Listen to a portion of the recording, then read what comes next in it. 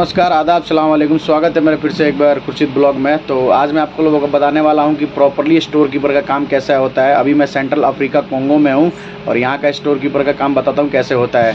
तो सबसे पहले हम लोग साइट पे आते हैं। साइट को ओपन किया। अपना ओपन करने के बाद हम लोगों ने यहां पे लोकल वर्कर लिया कि कितना बंदा हमें लेना है, कितना बंदे का काम करवाना है। फिर उसका कार्ड पूरा जमा हो जाता है। जमा करने के बाद हम लोग चेक करते हैं कि भाई कितना कार्ड है, कितना बंदा लेना है, कितना काम करवाना है।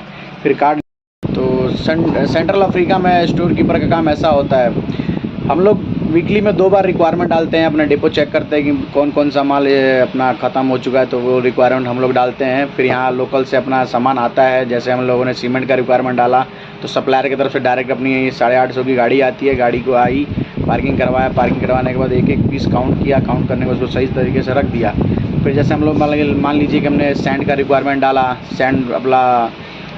सैंड का रिक्वायरमेंट डाला, पेपर पे लिख के लेके आया कि 30 MQ है। तो हमको मैनुअली उसका वेरीफाई करना है कि भाई 30 MQ है कि 28 MQ है, कुछ कम तो नहीं लेके आया है। तो मैनुअली MQ निकालने के लिए सबसे पहले करते हैं हम लोग लंबाई नापते हैं गाड़ी की कितना लंबाई है, उसकी चौड़ाई नापते हैं, चौड़ाई कितनी है।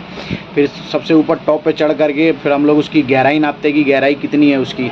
तो हमारा MQ निकल जाता है गाड़ी का MQ कि हम 30 MQ है, 28 MQ है। जो अपने मैनुअली चेक किया उतना ही आपको उस पर पेपर पे लिख करके उसका रिसेप्शन बना देना है। रिसेप्शन बना के दे देते हैं। अब बात करते हैं गल्फ़ कंट्री में। तो गल्फ़ कंट्री में भी मैं अपना स्टोर कीपर का काम किया मैंने 3 साल कुवैत में। तो गल्फ़ कंट्री में भी बढ़िया है, कोई सिस्टम दिक्कत नहीं है। ऐसा मत सोचिए कि एकदम नॉर्मल ही है, बहुत काफ़ी हार्ड वर्क है। स्टोर कीपर का काम ऐसा नहीं है कि एकदम ईजी है। गल्फ़ कंट्री में भी सेम प्रोसेस है, बट वहाँ पे क्या है कि आपको डेपो का पूरा जो साइड स्टोर है उसका पूरा आप लोग मटेरियल का रिक्वायरमेंट चेक करते रहना है। कौन सा मटेरियल ख़त्म हुआ, कौन सा बचा हुआ है, सब चेक करके मेंटेन करना है। और सुबह मॉर्निंग में आपको वहाँ पे इंडियन लेबर मिलेंगे, वहाँ लोकल लेबर नहीं मिलते हैं।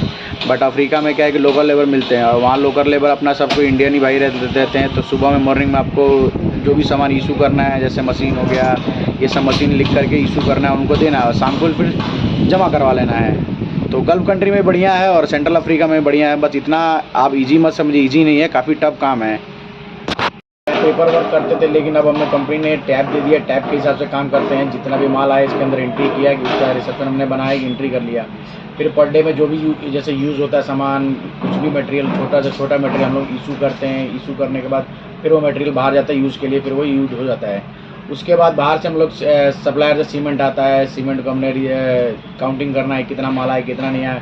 फिर उस हिसाब से उसका भी पेपर बनता है। पेपर बनने का इसमें चढ़ाया जाता है और डेली का पर डे बेसिक पे सीमेंट यूज़ होता है। तो सीमेंट का हम लोग भी एक वो बनाते हैं, उसका वाउचर बनाते हैं ताकि पता चले कि कितना कितना यूज़ हो रहा है।